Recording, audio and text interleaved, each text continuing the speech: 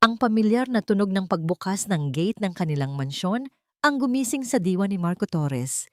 Isang linggo. Isang linggong puno ng mga business meeting at walang katapusang negosasyon sa Singapore. Ngunit sa wakas, narito na siya. Umuwi na siya. Napangiti si Marco habang dahan-dahang umuusad ang kanyang sasakyan sa mahabang driveway. Pakiramdam niya ay gumaan ang lahat ng pagod sa kanyang katawan.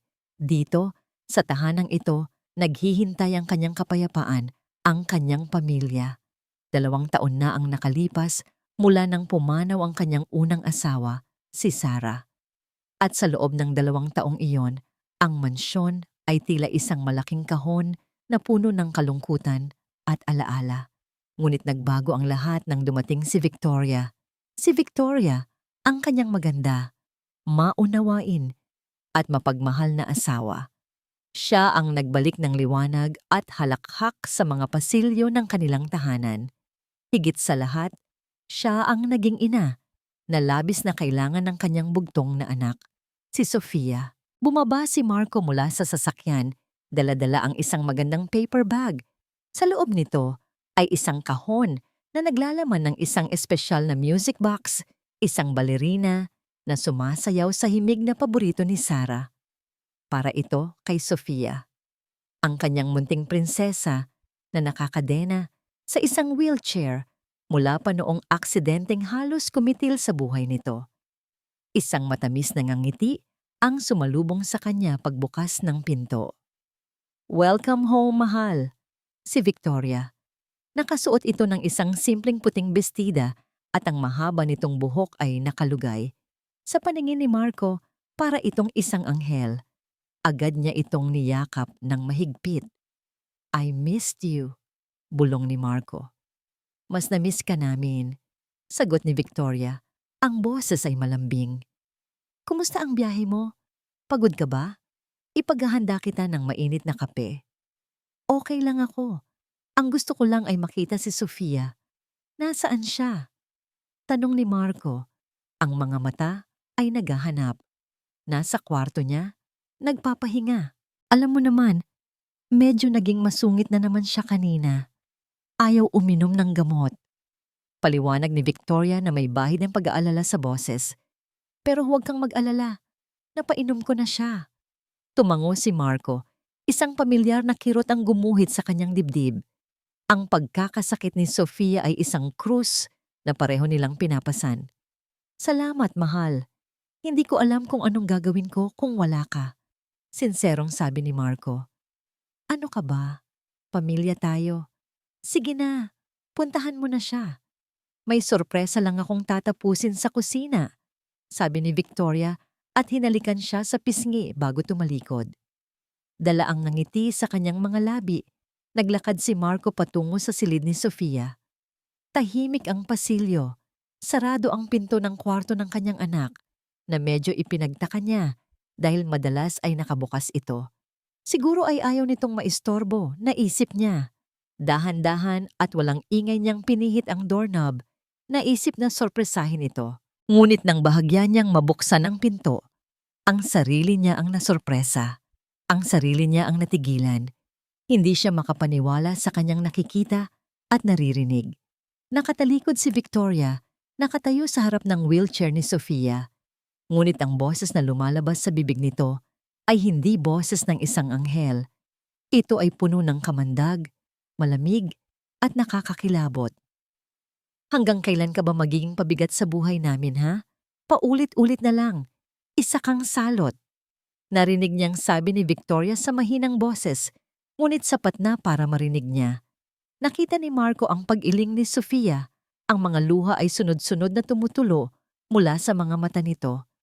Ang munti nitong katawan ay nanginginig sa takot. "Hindi ka sana nabuhay. Sana namatay ka na lang kasama ng nanay mong walang silbi." Kasabay ng salitang iyon, nakita ni Marco ang mahigpit na paghawak ni Victoria sa maliit na braso ni Sofia. Niyugyug ito ng malakas. Isang maliit na ungol ng sakit ang kumawala sa bibig ng kanyang anak. Parang may sumaksak sa puso ni Marco. Ang hangin ay tila ninakaw mula sa kanyang mga baga. Ang paper bag na hawak niya ay bumagsak sa sahig. Ang music box sa loob nito ay nabasag at isang malakas na kalansing ang umaling-awngaw sa tahimik na pasilyo. Agad na napalingon si Victoria. Ang malademonyong ekspresyon sa mukha nito ay biglang naglaho, napalitan ng pagkagulat at pagkatakot. Ang mga mata nito ay nanlaki. Ngunit hindi kay Victoria nakatingin si Marco. Ang kanyang mga mata ay nakapako sa pulang marka na iniiwan ng mga daliri ni Victoria sa maputlang balat ng braso ng kanyang anak. Ang kanyang perpektong mundo ay gumuho sa isang iglap. Mahal, nagsimulang magsalita si Victoria. Ang boses ay nanginginig.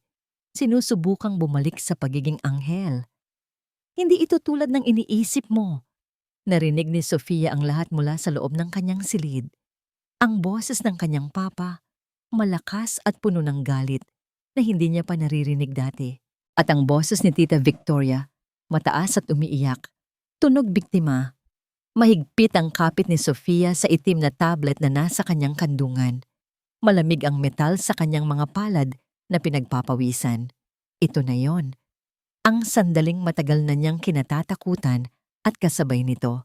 Ang sandaling matagal na niyang hinihintay. Hindi ko magagawa yon, Marco. Mahal na mahal ko si Sofia. Sigaw ni Victoria mula sa labas. Sinungaling ang anak mo. Sinisiraan niya ako sa'yo dahil ayaw niya sa akin.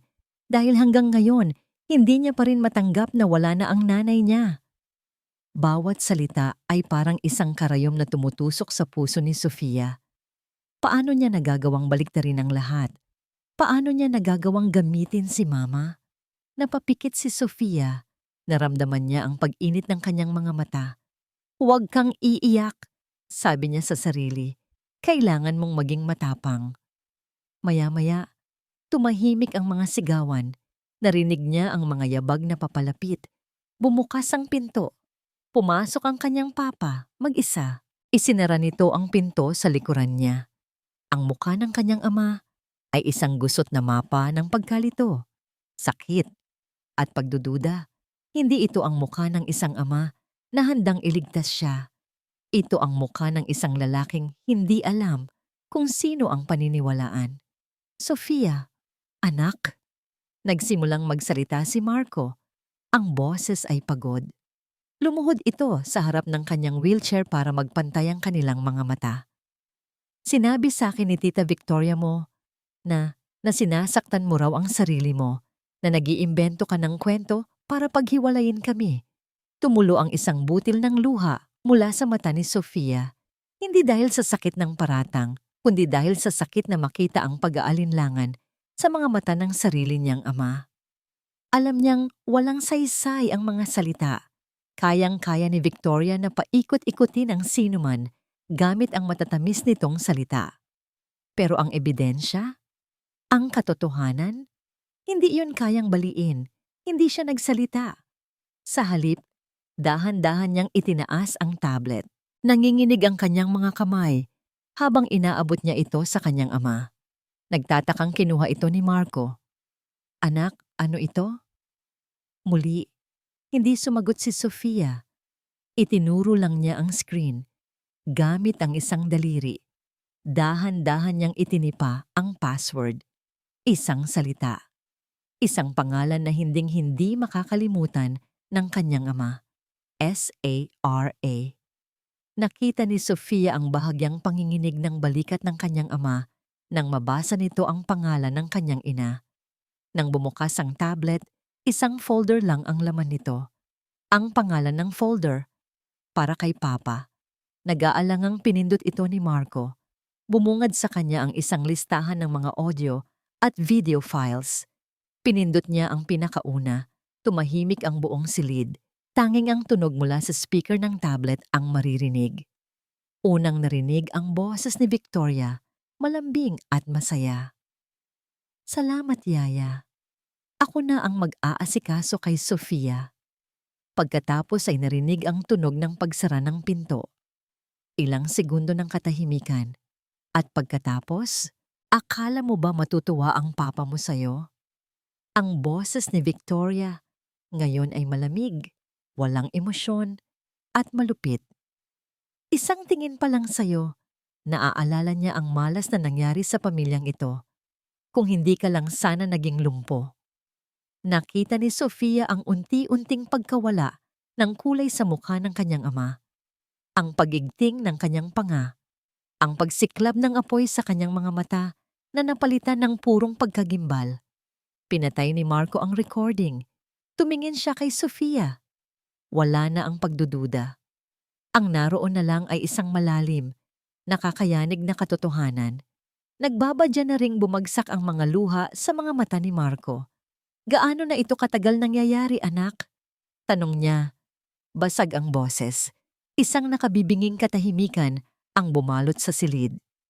Ang tanging maririnig ay ang mahinang tunog mula sa tablet at ang mabibigat na paghinga ni Marco. Bawat salita sa recording ay parang mga pako na ibinabaon sa kanyang puso. Ang lalaking pumasok sa silid na ito ilang minuto lang ang nakalipas, isang lalaking kontento at masaya ay patay na. Ang natitira ay isang ama na nagising sa isang bangungot, isang asawang natuklasan ang ahas na kanyang pinatulog sa kanyang kama. Dahan-dahan niyang ibinaba ang tablet. Tumingin siya sa kanyang anak. Sa mga mata nitong matagal nang naghihintay na paniwalaan. Walang salitang namutawis sa kanyang bibig. Sa halip, niyakap niya si Sofia ng mahigpit. Isang yakap na humihingi ng tawad. Isang yakap na nangangako ng proteksyon. Patawarin mo si Papa, anak. Bulong niya. Ang boses ay garalgal dahil sa pigil na mga luha. Patawarin mo ako dahil naging bulag ako. Naramdaman niya ang pagtango ni Sofia sa kanyang balikat. Sa wakas, pagkatapos ng mahabang panahon, naramdaman muli ni Marco ang tunay na tibok ng kanyang pamilya. Silang dalawa na lang. At kailangan niyang protektahan ito, anuman ang mangyari. Humiwalay siya sa pagkakayakap at hinawakan ang mga pisngi ni Sofia. Makinig ka sa akin, sabi niya. Seryoso ang boses. Hindi pa tayo pwedeng magpahalata. Kailangan nating magpanggap. Ako. Kailangan kong magpanggap na naniniwala pa rin ako sa kanya. Naiintindihan mo ba? Tumango muli si Sofia. Ang mga mata ay nagpapakita ng higit na pangunawa kaysa sa inaasahan sa isang bata. Pangako, anak. Aayusin ko ito, sabi ni Marco. Hinalikan niya ito sa noo bago tumayo. Huminga siya ng malalim bago buksan ang pinto. Kailangan niyang harapin ang demonyo. Naabutan niya si Victoria sa sala. Nakaupo sa sofa. Ang muka ay nakasubsob sa kanyang mga palad na para bang siya ang pinakakaawa-awang babae sa mundo. Nang maramdaman nito ang kanyang presensya, dahan-dahan itong nag-angat ng tingin. Ang mga mata nito ay namumugto. Isang perpektong pagganap. Marco! Naglakad si Marco palapit. Umupo siya sa tabi nito. Pinilit niyang maging kalmado ang kanyang boses. Nakausap ko na si Sofia, sabi niya. Agad na umagos ang mga pekeng luha mula sa mga mata ni Victoria. Marco, maniwala ka sa Marco. Maniwala ka sa akin. Pagmamakaawa ni Victoria, ang mga salita ay naghahabol sa kanyang mga hikbi. Hindi ko sinasadya. Nagdilim lang ang paningin ko. Pagod lang ako, Marco. Pagod na sa pag-aalaga kay Sofia, sa pag-intindi sa kanya. Ngunit hindi na pinakinggan ni Marco ang mga kasinungalingan nito. Sa kanyang isipan, paulit-ulit na tumatakbo ang boses ni Victoria mula sa recording. Malamig, malupit at walang bahid ng pagmamahal. Pinutol niya ang pag-iyak nito sa isang paraan na hindi nito inaasahan. Hinawakan niya ang mga kamay nito. Shh! Tama na, sabi ni Marco. Pinipilit na maging malambing ang kanyang boses. Ako ang may kasalanan. I'm sorry. Hindi kita dapat pinag-isipan ng ganyan. Natigilan si Victoria. Ang mga luha ay tumigil sa pag-agos. Tumingin ito sa kanya, naguguluhan. Niyakap niya ito. Isang yakap na walang init, walang pakiramdam. Habang nakasubsob ang mukha ni Victoria sa kanyang dibdib, napapikit si Marco. Bawat segundo na nakadikit ang balat nito, sa kanya ay parang isang parusa. Ngunit kailangan niya itong gawin. Kailangan niyang bilhin ang tiwala nito. Pagod lang tayong lahat, bulong niya. Kalimutan na natin to. Ang mahalaga, maayos na ang lahat. Humiwalay ito sa yakap at isang munting ng ngiti ang sumilay sa mga labi nito. Isang ngiti ng tagumpay. Talaga mahal, pinapatawad mo na ako? Wala kang kasalanan para patawarin, sagot ni Marco, kasabay ng pagpilit ng isang nangiti. Pamilya tayo, magtulungan tayo. Ngunit sa kanyang isip, isang pangako ang kanyang binitawan. Tatapusin ko ito, Victoria, para kay Sarah at para sa anak ko ng gabing iyon. Matapos niyang siguraduhin na mahimbing nang natutulog si Victoria, dahan-dahan siyang bumangon. Tiniyak niya munang nakalak ang pinto ng kwarto ni Sofia bago siya nagtungo sa isang lugar na matagal na niyang hindi pinapasok. Ang dating opisina ni Sarah. Nananatili ang lahat sa ayos, tulad ng kung paano niya ito iniwan. Ang mga libro sa estante, ang mga litrato sa lamesa, parang isang museo ng kanilang nakaraan. Umupo siya sa silya nito at napapikit. Kailangan niya ng ebidensya. Kailangan niya ng isang bagay na mas matibay kaysa sa mga recordings. Isang bagay na tuluyang didiin kay Victoria. At doon, sa gitna ng katahimikan, isang alaala ang biglang pumasok sa kanyang isip. Si Sarah, nakangiti habang nag-aayos ng mga gamit. Mayroon akong isang kahon, Marco, sabi nito noon. Pag nawala ako, lahat ng pinakamahalaga sa akin nandoon sa loob. Parang time capsule ng buhay ko. Saan mo naman tinago iyan? Tanong niya noon. Ngumiti lang ito ng misteryoso. Sa lugar kung saan nagsimula ang lahat ng kwento ko. Saan nagsimula ang lahat ng kwento niya? Si Sarah ay isang investigative journalist bago sila ikasal. Ang kanyang mga kwento ay nagsisimula sa kanyang mga libro. Tumayo si Marco at nilapitan ang malaking bookshelf na puno ng mga libro tungkol sa batas, krimen at kasaysayan. Sinimulan niyang kapain ang bawat isa, ang bawat espasyo sa pagitan ng mga ito. Walang kakaiba. Tumingin siya sa likod ng bookshelf. Pader lang. Pero nang kapain niya ang pader sa likod ng hilera ng mga law books, naramdaman niya ang isang maliit na uka. Isang halos hindi mapansing siwang. Ginamit niya ang kanyang mga kuko para hilahin ito. Bumukas ang isang maliit na pinto, isang sikretong compartment. At sa loob, naroon nga. Isang kahon na gawa sa kahoy, may lumang itsura at may kakaibang combination lock na gawa sa tanso. Hawak na niya ang kahon ni Sarah. Dinala niya ito sa lamesa at sinubukang buksan. Sinubukan niya ang kanilang anniversary, ang birthday ni Sofia, ang birthday ni Sarah. Walang gumana. Nang bigla, isang katok sa pinto ang halos magpatalon sa kanyang puso. Mahal, okay ka lang ba? Anong ginagawa mo dyan? Ang boses ni Victoria. Nagpanik si Marco. Mabilis niyang itinago ang kahon pabalik sa sikretong compartment. Isinara ito at inayos ang mga libro. Huminga siya ng malalim. Pinipilit pakalmahin ang kumakabog niyang dibdib. Dahan-dahan niyang binuksan ang pinto. Nakatayo roon si Victoria, nakasuot ng seda nitong roba, nakangiti. Ngunit ang nangiti ay hindi umabot sa kanyang mga mata. Hehe! Hinahanap ko lang ang isang lumang dokumento ng kumpanya. Palusot ni Marco. Pinipilit na maging normal ang boses. Tinitigan siya ni Victoria mula ulo hanggang pa. Isang tinging mapanuri na para bang kaya nitong basahin ang nasa isip niya. Pagkatapos ay ngumiti ito ulit. Isang nangangiti na ngayon. Sa paningin ni Marco ay puno ng panganib. Ah, okay. Akala ko kung ano na. Halika na. Bumalik ka na sa kama. Malamig dito. Tumangulang si Marco at sumunod.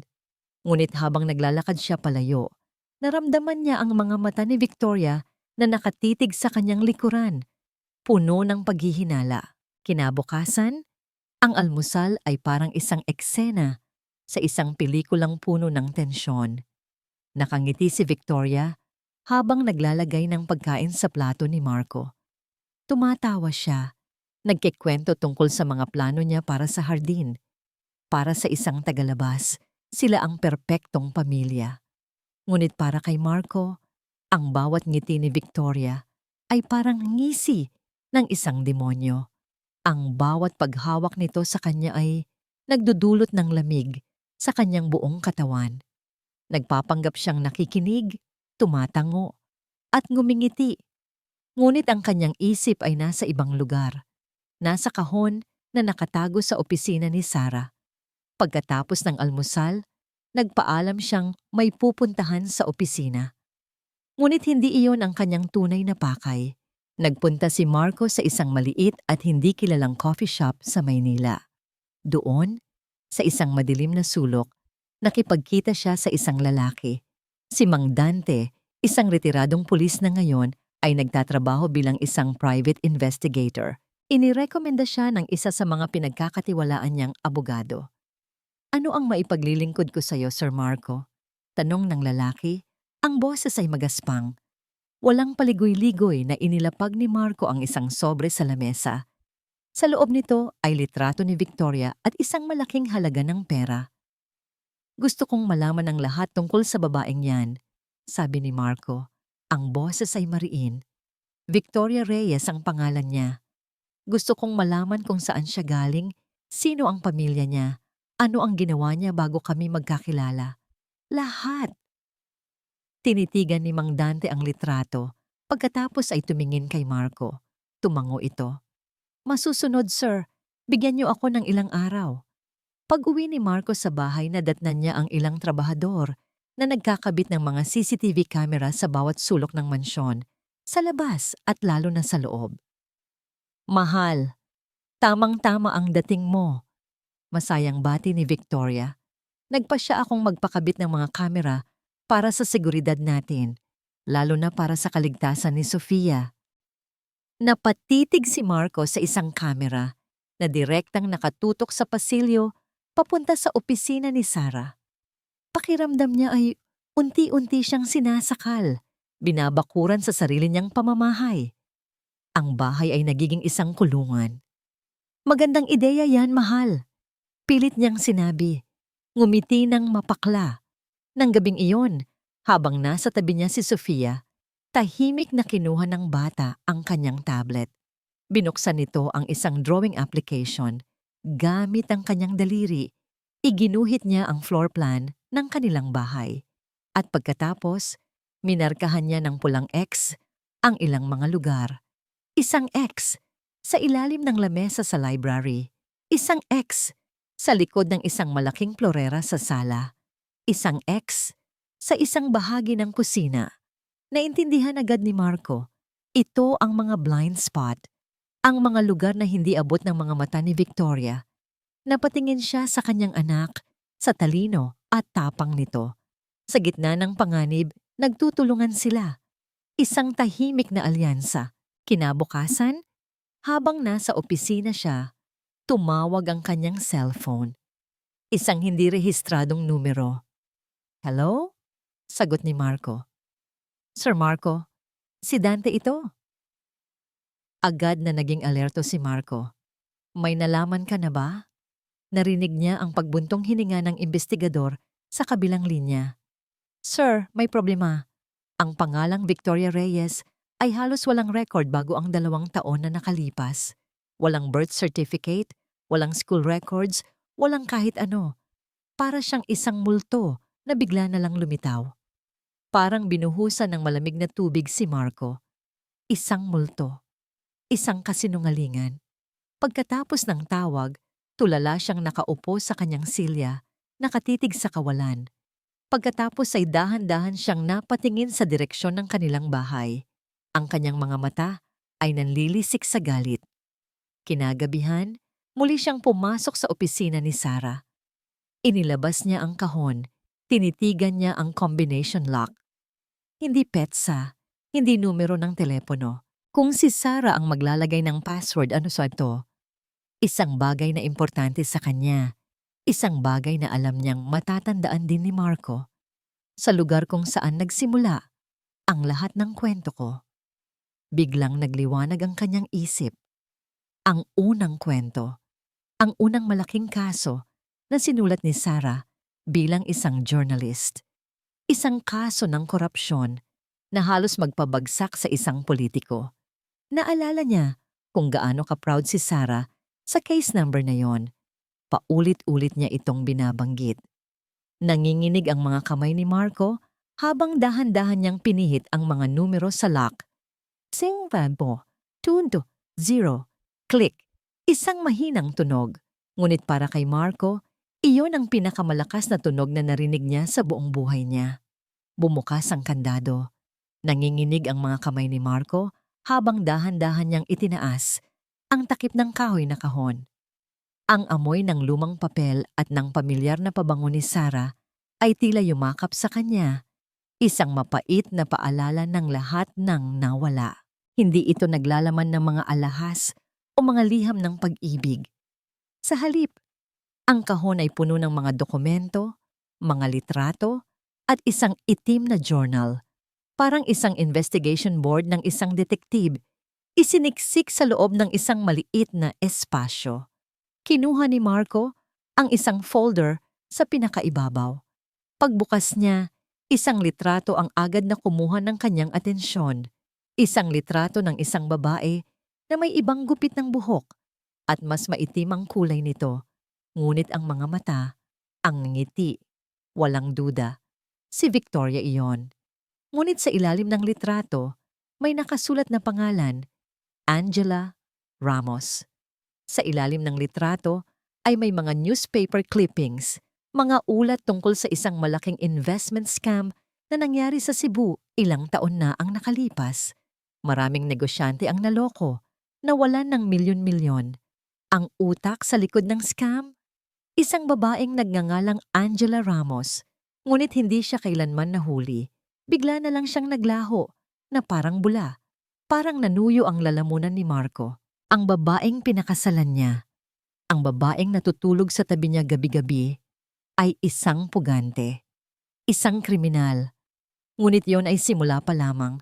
Binuklat niya ang itim na journal. Ito ang sulat kamay ni Sarah. Ang mga unang pahina ay puno ng masasayang kwento tungkol kay Sofia, tungkol sa kanilang mga pangarap. Ngunit habang lumilipat siya sa mga huling pahina, ang tono ay nagbago. Naging puno ito ng takot at pagdududa. May 14. Nakilala ko si Victoria Reyes sa isang charity event. Masyado siyang perpekto, masyadong mabait. May mali sa kanya, nararamdaman ko. June 2, naging malapit na kaibigan namin siya. Madalas siya sa bahay. Ngunit napapansin ko, sa tuwing tinitingnan niya si Marco, ang mga mata niya ay parang sa isang mga ngaso. July 8, ang aksidente ni Sofia.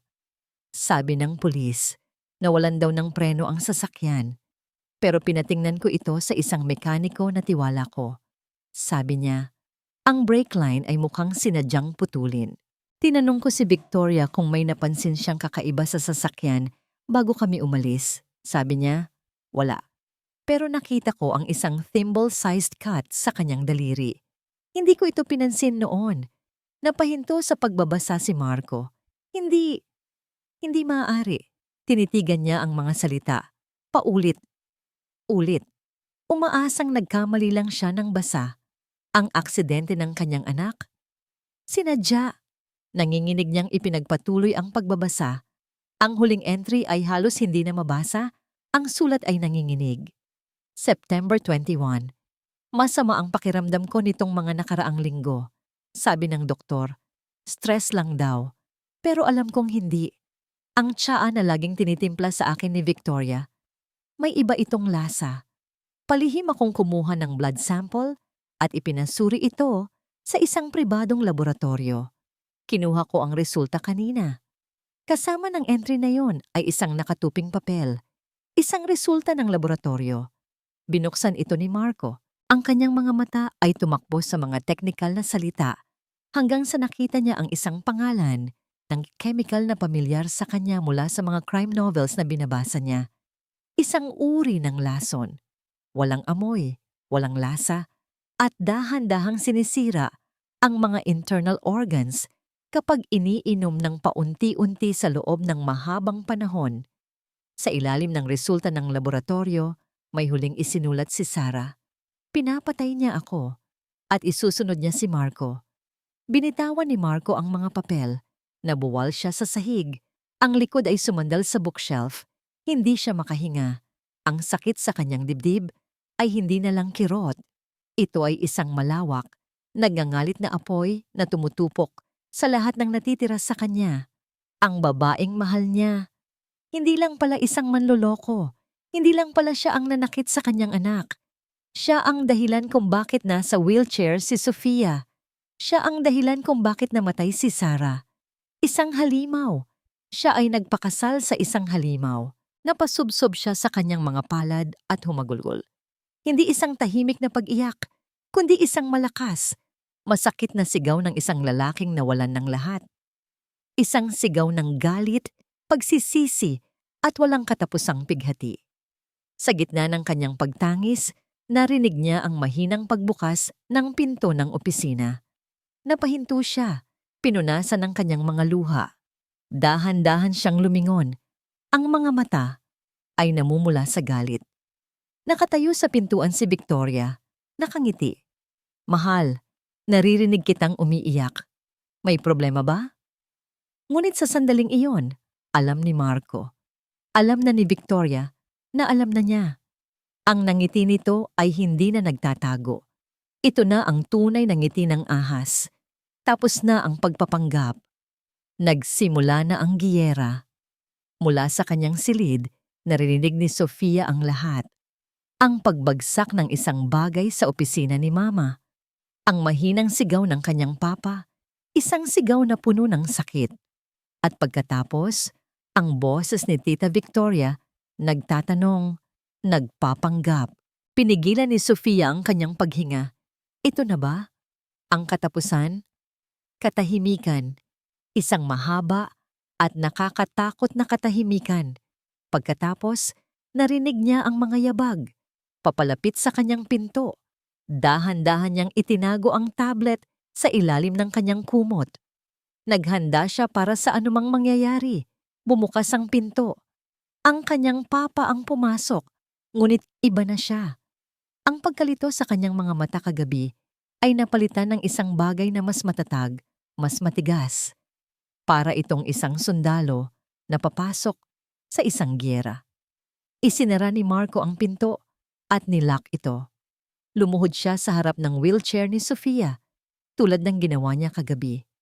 Ngunit ngayon, ang kanyang mga mata ay puno ng determinasyon. Sofia, sabi niya, ang boses ay kalmado, ngunit may bigat.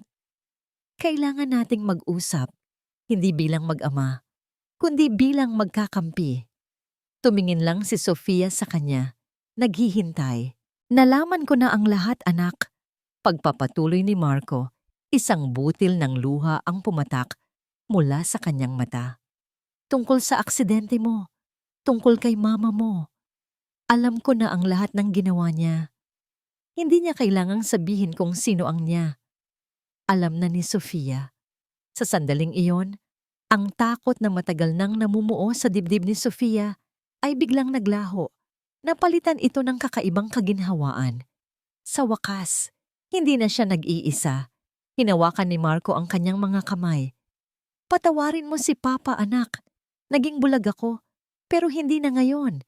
Maniwala ka sa akin, hindi na kita pababayaan. Imbis na sumagot, kinuha ni Sofia ang kanyang tablet.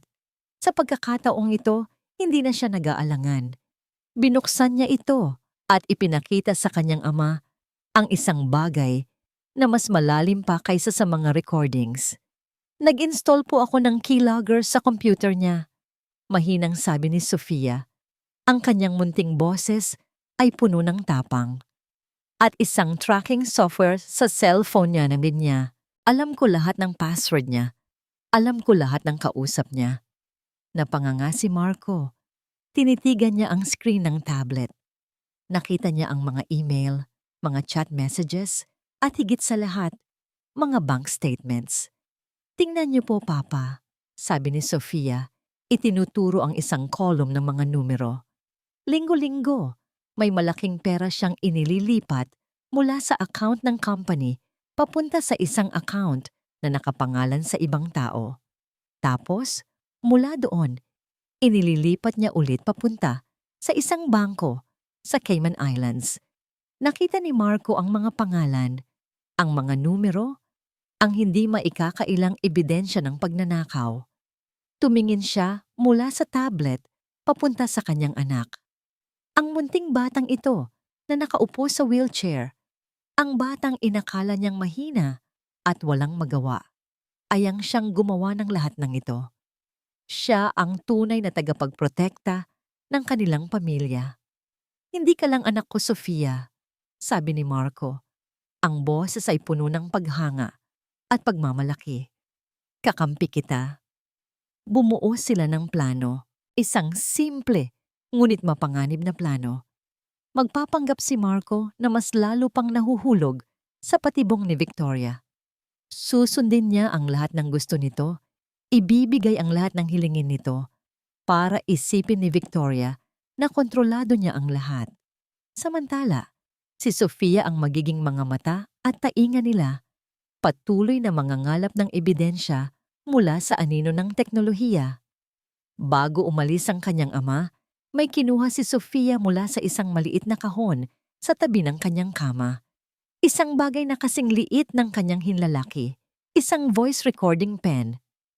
"Para kapag kinakausap niyo siya, Papa," sabi ni Sofia. Inilalagay ito sa palad ni Marco. Para lahat ng sasabihin niya, may kopya tayo. Kinuha ito ni Marco at mahigpit na hinawakan. Isang maliit na armas para sa kanilang malaking laban. Ngumiti siya sa kanyang anak, isang tunay na ngiti, sa unang pagkakataon sa loob ng 24 na oras. Ngunit sa sandaling iyon, dahan-dahang bumukas ang pinto. Nakatayo roon si Victoria. May dalang isang tray ng merienda. Ang kanyang mukha ay naglalaro sa pagitan ng pagtataka at hinala. "Mukhang masaya kayo," sabi niya. Ang boses ay matamis na parang pulot. Ngunit ang mga mata ay matalim na parang patalim. Humakbang siya papasok sa silid. "Anong pinag-uusapan ninyo?"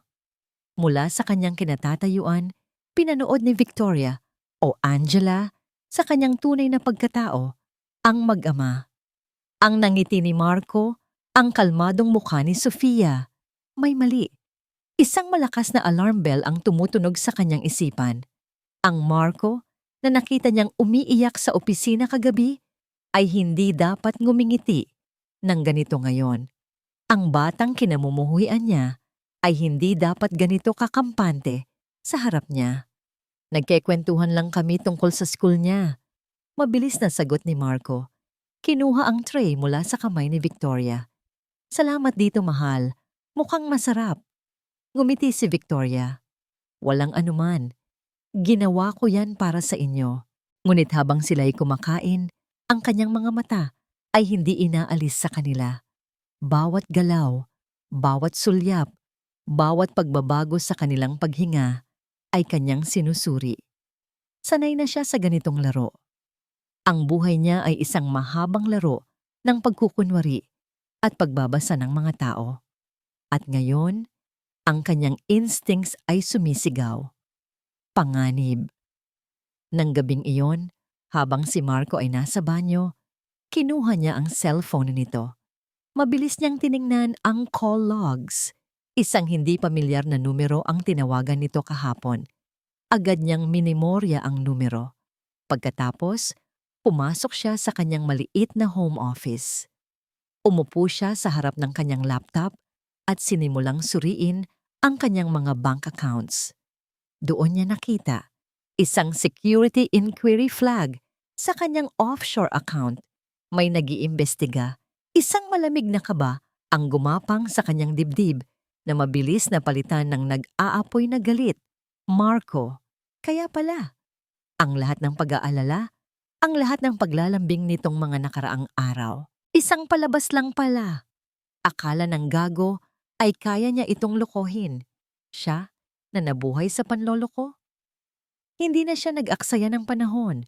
Binuksan niya ang isang encrypted messaging app sa kanyang telepono at nag-type ng mensahe sa isang contact na may pangalang Cleaner. Kailangan na nating bilisan. Ang orihinal na plano, gawin na sa lalong madaling panahon.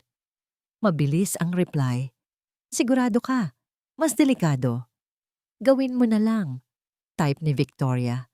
Bayad ka na. Pagkatapos, sinimulan na niya ang kanyang huling plano. Sa loob ng ilang oras, gamit ang kanyang husay sa teknolohiya, gumawa siya ng mga pekeng email.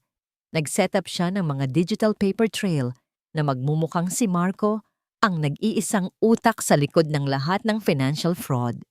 Ginamit niya ang digital signature ni Marco na matagal na niyang kinopya para pirmahan ang mga pekeng dokumento.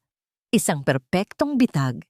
Nang matapos niya ang lahat, huminga siya ng malalim. Tumingin siya sa CCTV monitor. Sa screen, nakita niya si Marco na nagbabasa ng libro sa tabi ng natutulog na si Sofia. Ang eksena ay mukhang payapa. Normal. Isang ngiting demonyo ang gumuhit sa kanyang mga labi.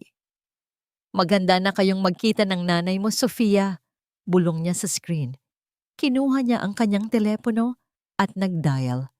Hindi sa Cleaner, kundi sa isang numero na matagal na niyang hawak para sa pagkakataong tulad nito.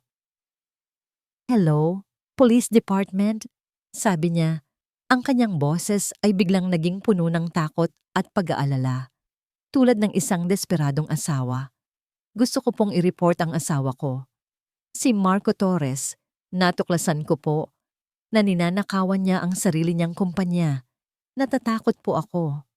Kinabukasan, habang tahimik silang nag-aalmusal, isang malakas na katok ang yumanig sa kanilang pintuan. Sabay-sabay na pumasok ang mga pulis, dala ang isang warrant. Marco Torres? Tanong ng hepe. Tumayo si Marco. Ang mukha ay nagpapakita ng pagkalito. Ngunit nakita ni Victoria ang pag-igting sa kanyang mga balikat. Alam niyang alam nito ang mangyayari. Inaaresto ka namin para sa kasong large-scale fraud. 2 pulis ang lumapit para pusasan si Marco. Tumingin si Marco kay Victoria, isang tingin na puno ng galit at pagkamuhi. Ngunit hindi na tinag si Victoria. Sa halip lumapit siya kay Marco, ang mga mata ay puno ng pekeng luha. Bakit mo ginawa ito, Marco? Bakit? Umiiyak niyang sabi. At habang dinadala ng mga pulis si Marco palabas, tumingin si Victoria kay Sofia na nakatingin sa kanya mula sa wheelchair. Ang mukha ay maputla, ngunit ang mga mata ay matapang. Ngumiti si Victoria sa bata. Isang maliit, halos hindi mahahalata, ngunit puno ng lason ng ngiti. Checkmate! Ang malamig na bakal ng posas sa kanyang mga pulso ay parang yelo na gumagapang sa kanyang buong katawan. Habang hinihila siya ng mga pulis palabas ng sarili niyang pamamahay, ang tanging nakikita ni Marco ay ang mukha ng kanyang anak. Si Sofia, nakaupo sa kanyang wheelchair, nakatingin sa kanya. Walang luha sa mga mata nito, ngunit nakita ni Marco ang takot sa likod ng tapang na ipinapakita nito. Gusto niyang sumigaw. Gusto niyang sabihin sa anak niya na huwag matakot, na bahagi ito ng plano. Ngunit anong plano? Ang plano nila ay mangalap pa ng ebidensya, hindi ang maaresto siya ng ganito kabilis. Naunahan sila ni Victoria, isang hakbang sa unahan. Palagi itong isang hakbang sa unahan. Dumaan siya sa tabi ni Victoria, na ngayon ay umaarte bilang isang kaawa-awang biktima, niyayakap ng isang pulis na babae.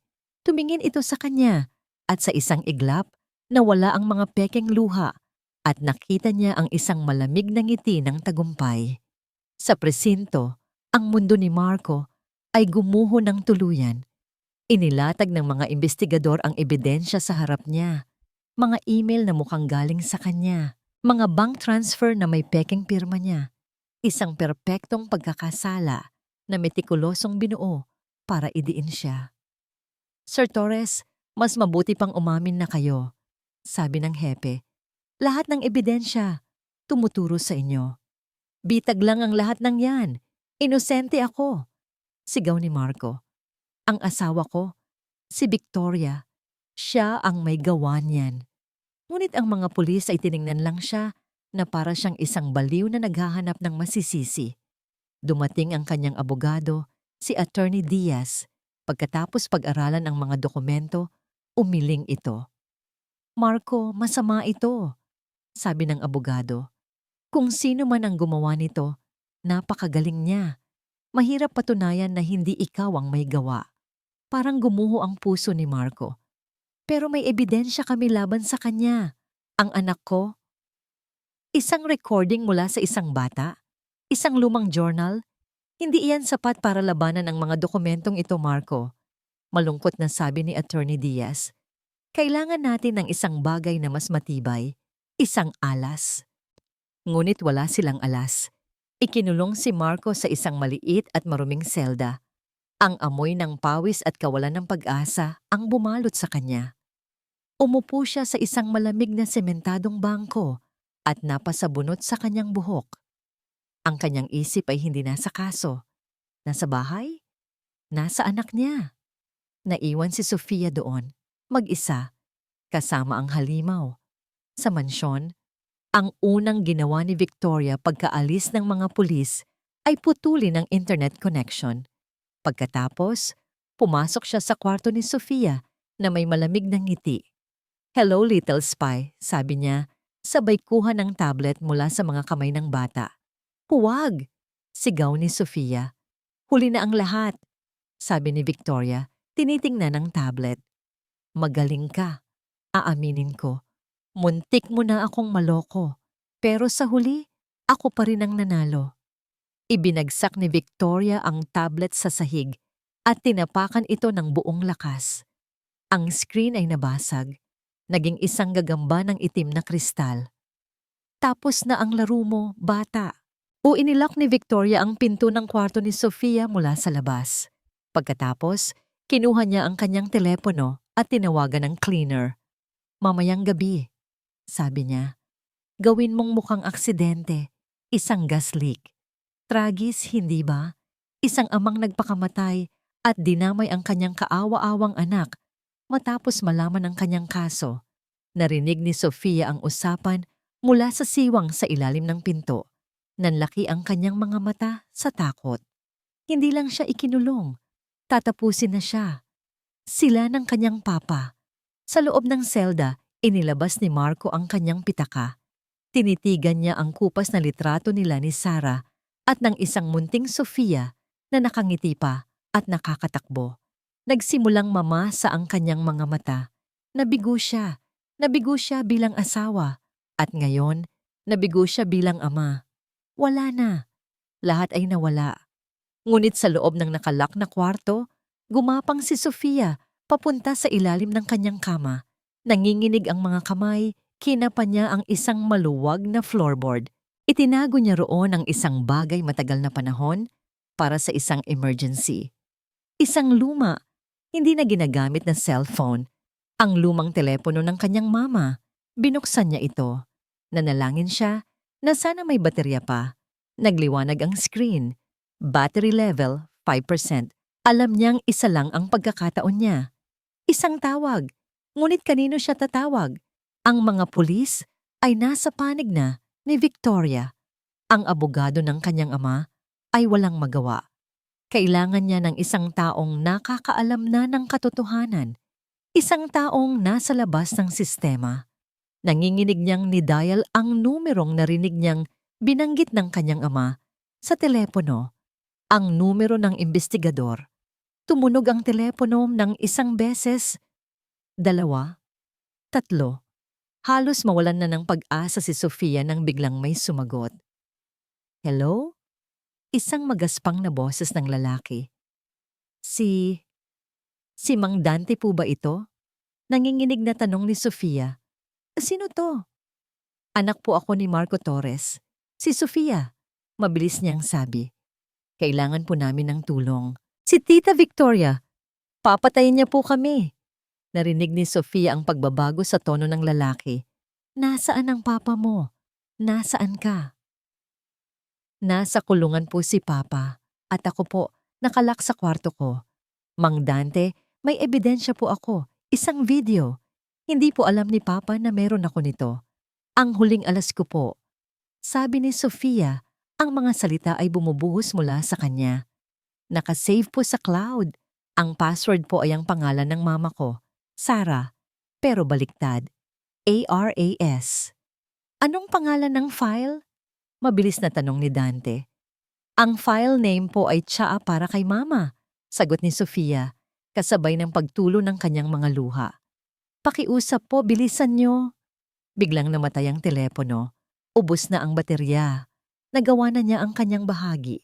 Ngayon, ang natitira na lang ay magdasal. Sa loob ng presinto, ginamit ni Marco ang kanyang karapatan para sa isang tawag.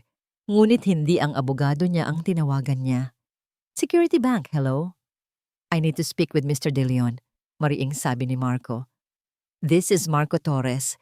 Tell him it's a code red. Ilang sandali ng paghihintay. Pagkatapos ay isang boses sa kabilang linya. Marco, anong nangyayari? Frank, pakinggan mo akong mabuti, sabi ni Marco, mabilis at malinaw. Ang kasunduan natin, kailangan ko nang gamitin ngayon. I-freeze mo lahat ng assets, lahat ng accounts, lalo na ang mga offshore transfers. Huwag kang magtatanong. Gawin mo na lang. Ito ang plano B nila ng kanyang abogado. Isang hakbang na inihanda nila kung sakaling may mangyaring masama. Isang paraan para putulin ang daloy ng pera ni Victoria. Pagkatapos ng tawag, bumalik siya sa interrogation room. Ang pakiramdam ng kawalan ng pag-asa ay muling bumabalot sa kanya. Kahit na freeze ang pera, paano naman si Sofia? Sa gitna ng kanyang pag-iisip, biglang bumukas ng malakas ang pinto. Pumasok si Mang Dante, hingal na hingal, may dalang laptop. Hepe, kailangan niyong makita to. Ito ang totoong ebidensya. Ang mga pulis ay nagtaka, ngunit binuksan ni Dante ang laptop at mabilis na nag-type. Ito ay galing mismo sa anak ni Mr. Torres. Naglalakad si Victoria sa kusina. May ngiti sa kanyang mga labi. Ang lahat ay ayon sa plano. Kinuha niya ang isang baso ng mamahaling alak at umupo sa sala. Naghihintay sa tamang oras. Maya-maya lang, darating na ang cleaner para ayusin ang gas leak. Pagkatapos, siya na ang magiging kaawa-awang biyuda, ang nag-iisang tagapagmana ng imperyo ng mga Torres. Itinaas niya ang kanyang baso sa hangin. Para sa'yo ito, Sarah, bulong niya na may halong pang-uuyam. Sabi ko naman sa'yo, ako ang mananalo. Nagtipon ng mga pulis sa paligid ng laptop. Pinindot ni Dante ang play. Ang video ay medyo madilim at tila kinunan mula sa isang mababang anggulo. Ito pala ay mula sa isang kamera na itinago ni Sofia sa isa sa mga stuffed toys sa kanyang kama. Sa video, nakita nila si Victoria na nag-iisa sa kwarto ni Sofia. Ilang araw na ang nakalipas. Kinuha nito ang isang nakakwadrong litrato ni Sarah mula sa bedside table. Akala mo matalino ka ano? Sabi ni Victoria sa litrato. Ang boses ay puno ng galit at inggit. Pero tingnan mo ngayon. Patay ka na. Ang inutil mong anak ay malapit ng sumunod. At ang asawa mo, ang pera niya, ang buhay niya, akin na ang lahat. Tumawa si Victoria, isang tawang nakakakilabot. Paano ko ginawa? Simple lang, kaunting lason sa tsaa mo araw-araw, isang maliit na hiwa sa preno ng sasakyan, at isang perpektong plano para idiin ang bobo mong asawa. Pagpapatuloy niya, para siyang nagkukwento sa isang kaibigan. Pinatay kita, Sarah, at isusunod ko na ang pamilya mo. Isang nakabibinging katahimikan ang bumalot sa buong interrogation room. Ang mga pulis ay napatingin kay Marco. Ang kanilang mga mukha ay puno ng pagkagimbal. Biglang tumayo ang hepe. Lahat ng unit sumugod sa Torres Mansion. Ngayon na! Kasabay nito, Ang telepono ng hepe ay tumunog. "Sir, may report galing sa bangko. May nag-attempt i-withdraw lahat ng laman ng offshore account ni Mr. Torres. Ang pangalan na ginamit, Angela Ramos." Napatayo si Marco. Siya yan. Yan ang tunay na pangalan niya. Hindi na nag-aksaya ng oras ang hepe. "Alisin ang posas niya. Sumama ka sa amin, Mr. Torres." Narinig ni Victoria ang papalakas na tunog ng mga sirena. Agad siyang napatayo.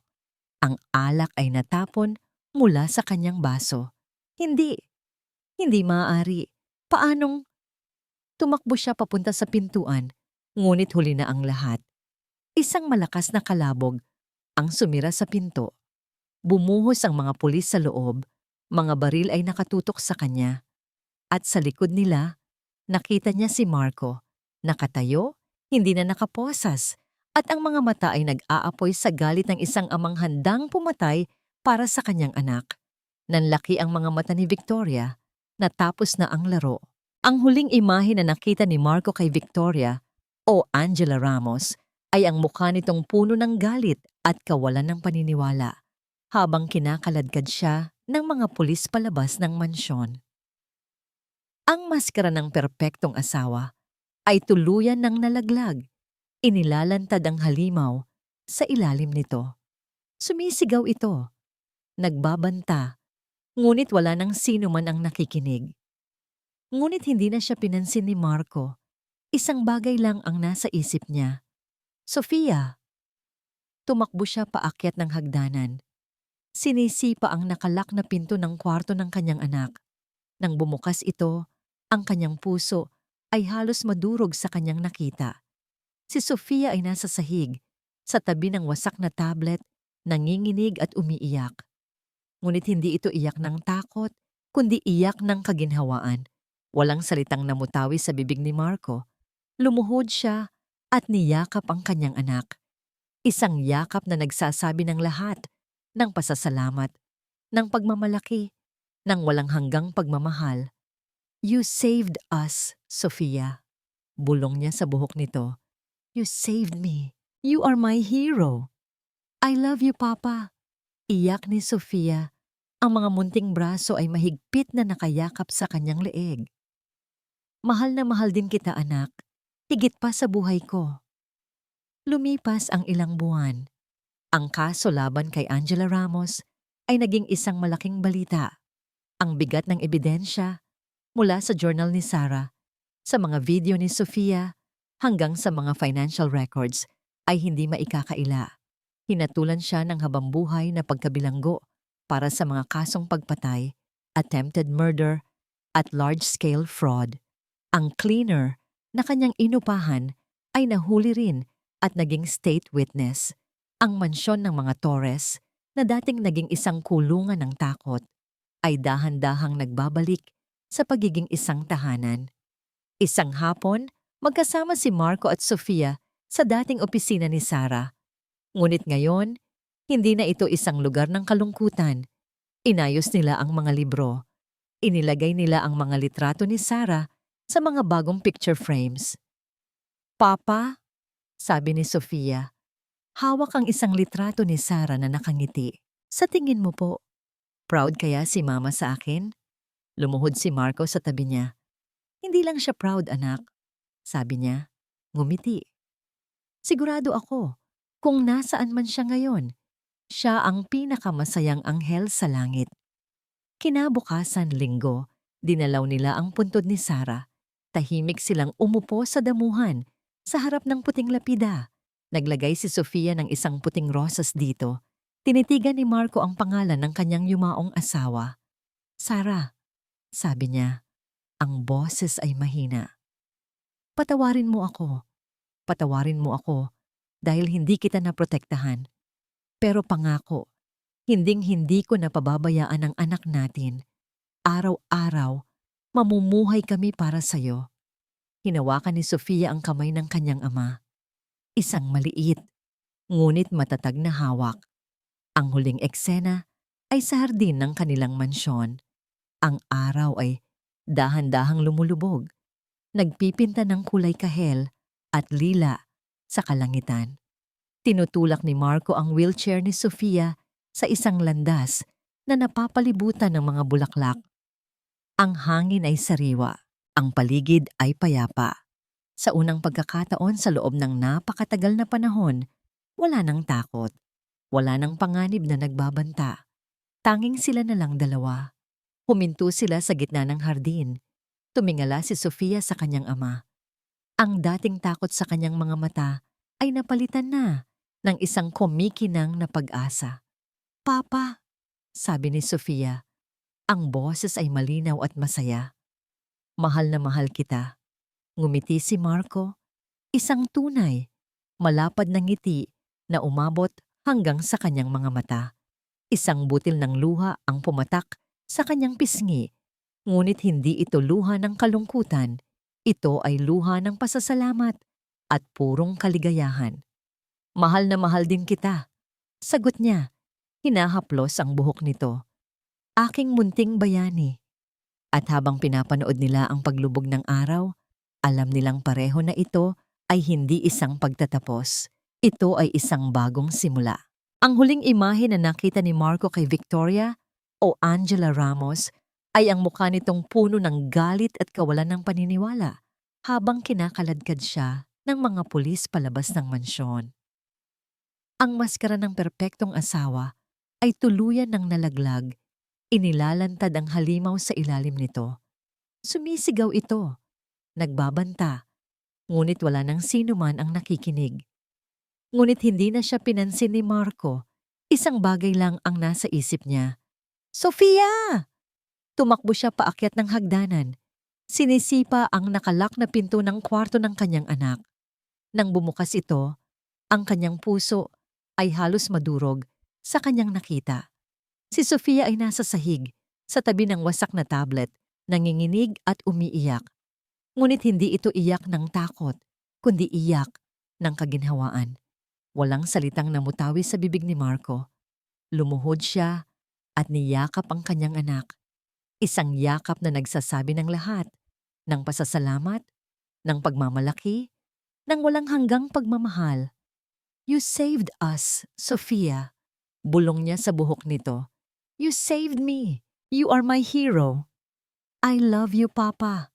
Iyak ni Sofia, ang mga munting braso ay mahigpit na nakayakap sa kanyang leeg. "Mahal na mahal din kita, anak. Higit pa sa buhay ko." Lumipas ang ilang buwan. Ang kaso laban kay Angela Ramos ay naging isang malaking balita.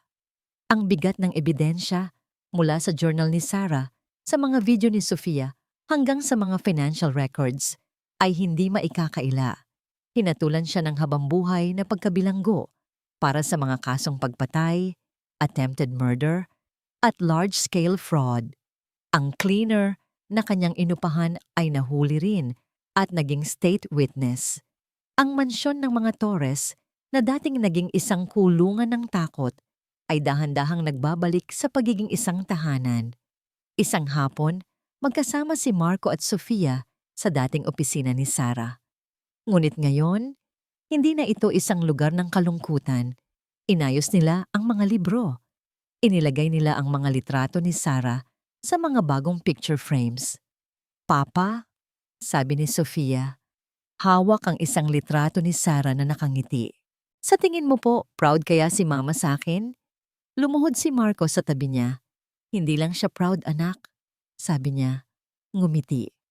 "Sigurado ako, kung nasaan man siya ngayon, siya ang pinakamasayang anghel sa langit." Kinabukasan, Linggo, dinalaw nila ang puntod ni Sarah. Tahimik silang umupo sa damuhan.